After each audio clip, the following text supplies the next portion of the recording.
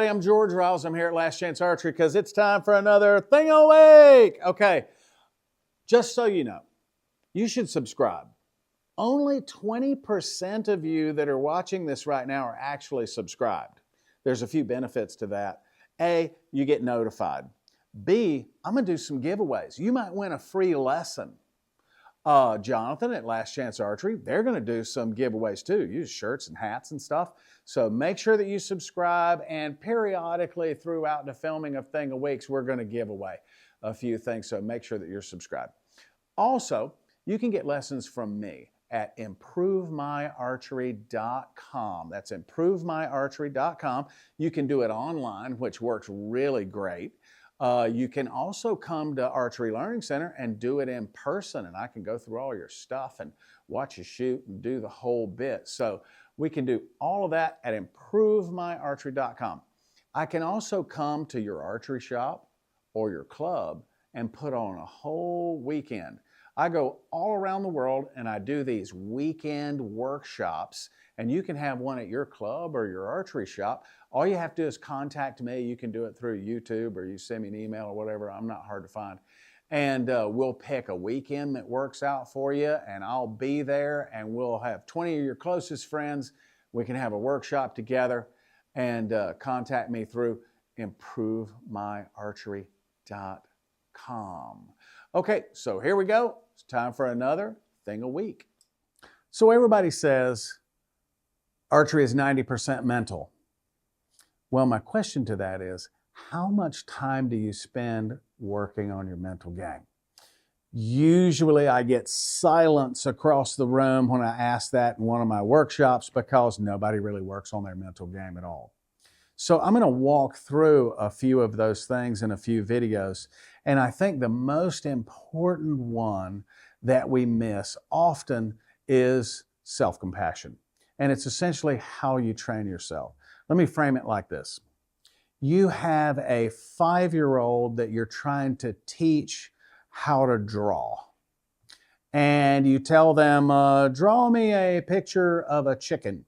And then they begin to draw. And then you go, no, that's not what a chicken looks like. And you tear the paper up and you throw it away. And then you hand them a new piece of paper and you say, try again. That was terrible. Try again. And they start to draw, and they get about halfway, and you're like, no, and then you tear it up and throw it away. And if you were training that 5-year-old that way, where there was punishment for failure, there was 100% expectations of results that are 100%, that 5-year-old wouldn't love drawing.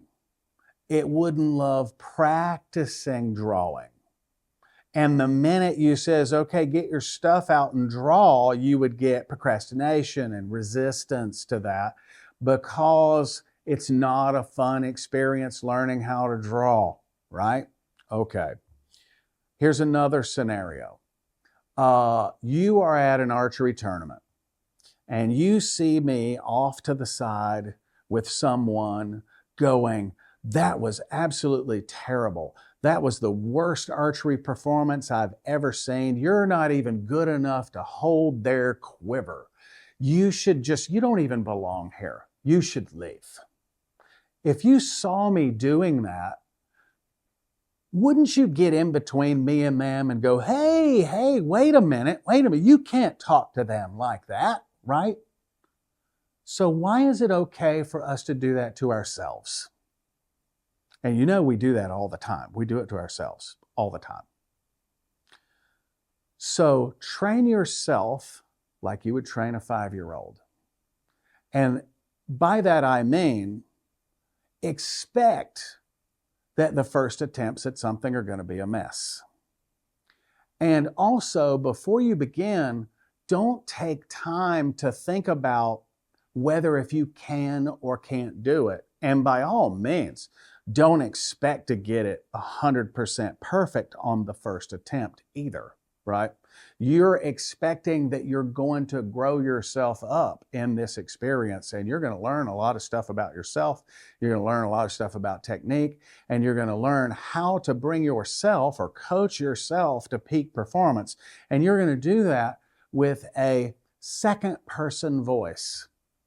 First person is, I got this, I'm okay, I can do this. Second person is, you can do this, you got this, right?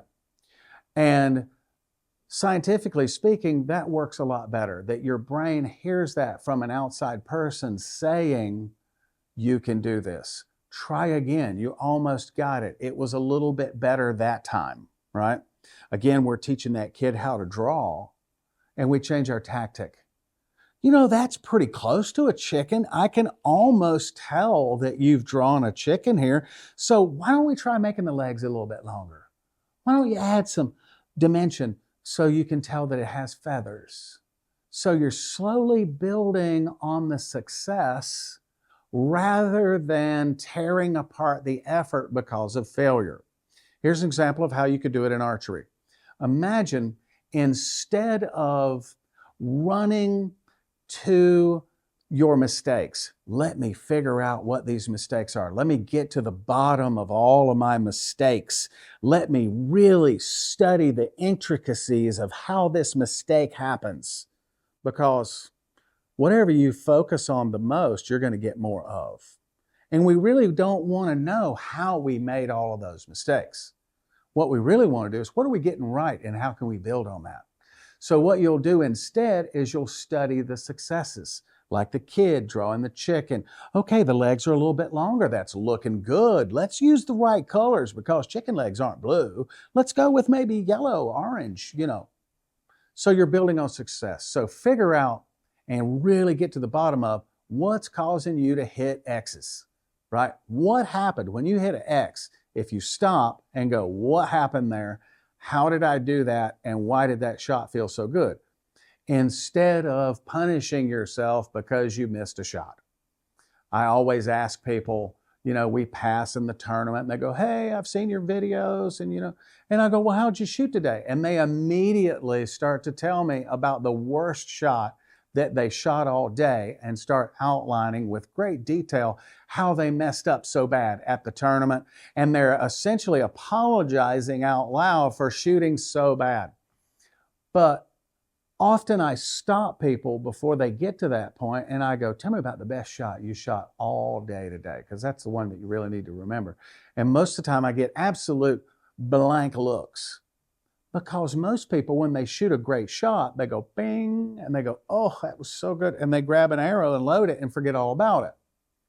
But when they make a mistake, they stop, they punish themselves. I can't believe you did that. They essentially rush to berate themselves and call themselves an idiot and to question whether if they should even be there or not, so that someone else can't do it first. But in reality, no one is going to do that to you because they're worried about their archery, not yours. They won't even notice you're in the room unless your score is higher than theirs.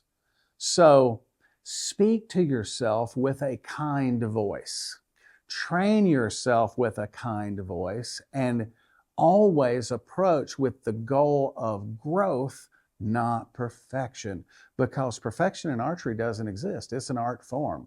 So there is no perfection. It's only your truest expression of the art, right?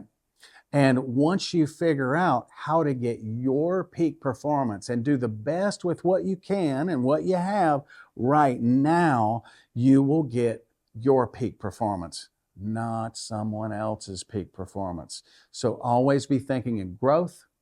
Always speak to yourself in a kind voice because the words matter.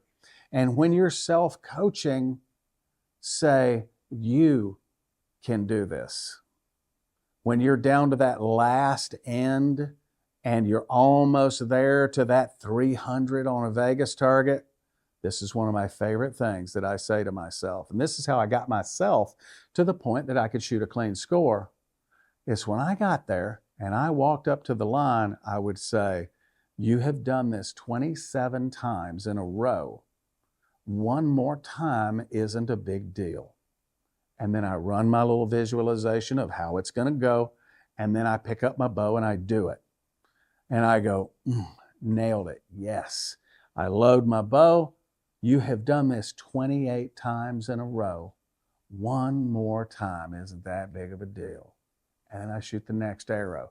And in the final arrow, you've done this perfectly 29 times in a row. There's no reason why one more is a problem. And I shoot the last arrow. That'll be your key to coaching yourself in a kind way so that you actually want to practice. It's not an exercise in self-punishment. And you can actually reach your peak performance faster by coaching yourself in a kind voice with a little self-compassion. If you want to read on this a little bit more, there's a book out there called Self-Compassion by Kristen Neff. Get that book, read through it, and it'll help you adjust that voice so that it's actually helping you rather than tearing you down. Okay, I'll see you next week for a Thing a Week.